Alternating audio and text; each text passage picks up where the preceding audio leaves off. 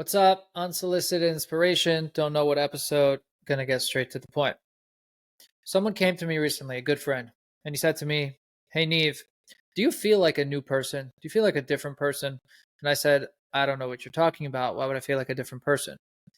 He's like, "Well, ever since you started this social media journey, you did with a lid, and now this podcast, and just giving shares and different things, I totally see you differently. Like I think about you differently." And I said, "Well, what did you used to think about me? And how do you think about me now?" He said, "Well, I used to think about you as an entrepreneur, a business leader. I knew you were a leader. You could rally the troops. You were someone I consulted with on business matters. I knew you had your hobbies, your family man, all this other stuff. But now I really see you as a Torah influencer. I see you as a Judaism influencer." And I was like, "Dude, what are you talking about? I have like a combined 400 people who follow me on all different platforms. I don't think that makes me an influencer. I'm not telling people what to eat, what to drink, what to wear, what to drive, where to vacation, where to fly, any of that stuff." He's like, "No, but just the way that I see you, since I don't see you every single day, and I rarely see you in person, and I don't necessarily talk to you on the phone all the time, but I see your videos come out. So literally every time I see you, all I'm really thinking about is, wow, Neve's really putting so much focus and so much effort into being, spreading Torah online or spreading a Jewish perspective or changing the mindset of Jewish people." And I was like, "That's so interesting that you say that. How much time do you think I invest? How much of my mental capacity do you think I'm investing in this?" He said to me, "I don't know, probably what, 30 or 40% of your time?" And I'm like, "Bro, are you crazy? I'm working. Like, I have to work. I have three businesses, many employees, lots of obligations, payrolls. I got, my wife, my kids, my hobbies, my friends. When do you think that I'm putting in 30 or 40% of my time into this?" He's like, "Well, I don't know. You're putting out a daily video, you're putting out a weekly podcast, you're giving shares." I said, "Listen, you got to understand something.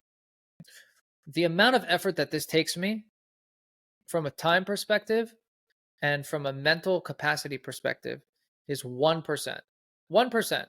1% of the time I give and the effort I give towards anything that I have to do in my day is towards Yid with a Lid or unsolicited inspiration."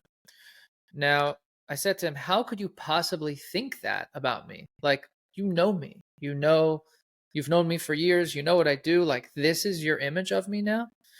And he said to me, "Yeah, well, that's really all I see. So that's what I know." And it kind of got me thinking, as I've been more involved in social media, a lot of the people that I don't know specifically, that I only know from social media, I also only associate with what they put out. I don't know anything about their personal lives, nothing. All I know is what they show me. And then I took it a little step further and I said, wait a second. Everyone at some point is wearing a certain mask, whether it's in person or online or anything.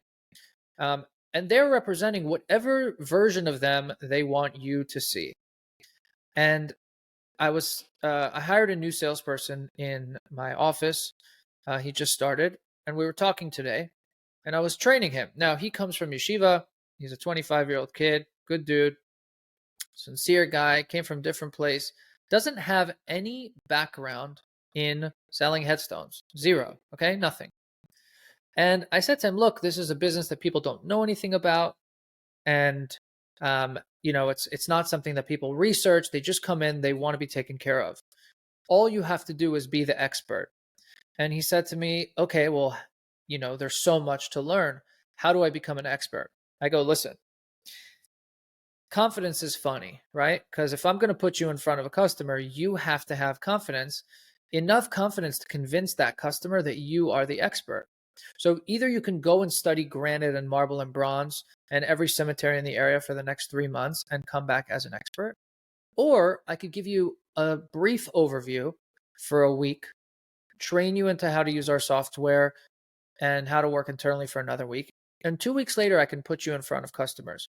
Now, you're not going to be the best at the time, but at a certain point, when a customer walks in, because they know so little about what you know, You don't have to know that much in order to be the expert.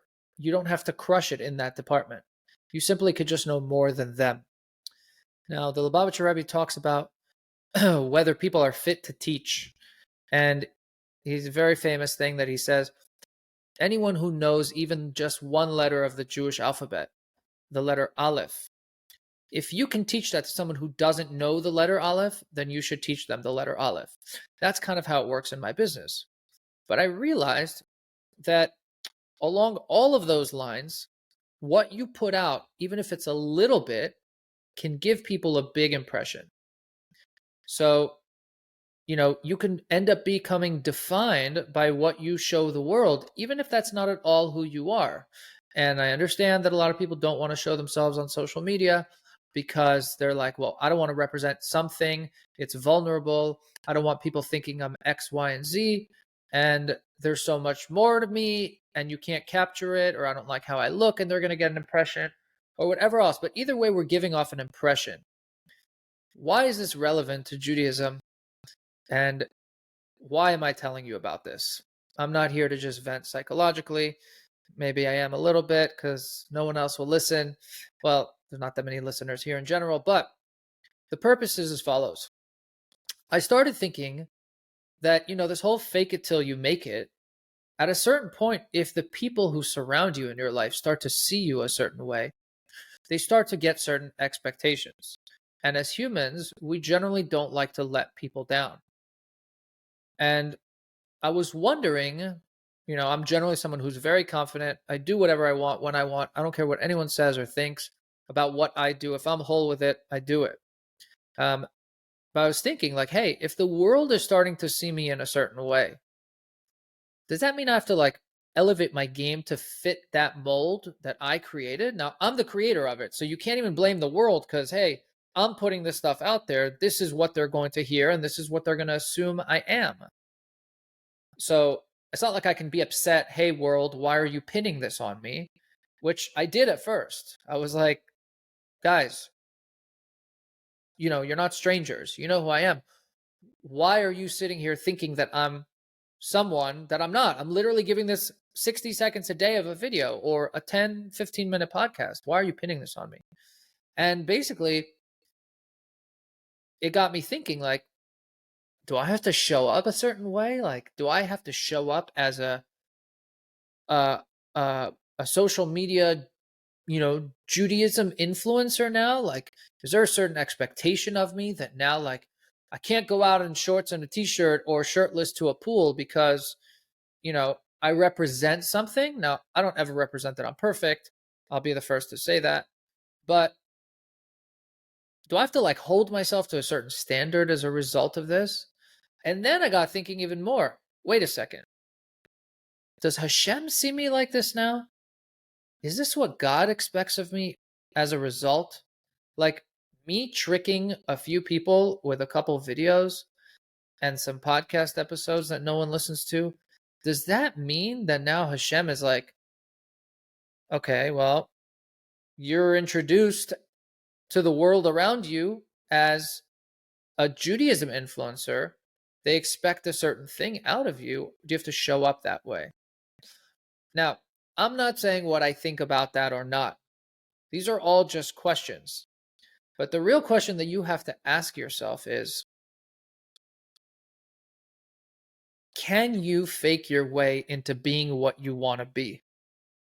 Because I just realized very quickly that if I put on a show for people, even if it only takes 1% of my effort, and I start showing people that, and that's all they see, I could very quickly and easily become that to the world. And then, in order to maintain that, I have to act the part. I have to play the role. From a Jewish perspective, if you can pre-commit yourself to showing something, even if you feel like it's a small part of you, will that force you to be better than you currently are? My basketball coach in high school used to make us all wear suits in the hallway during school time.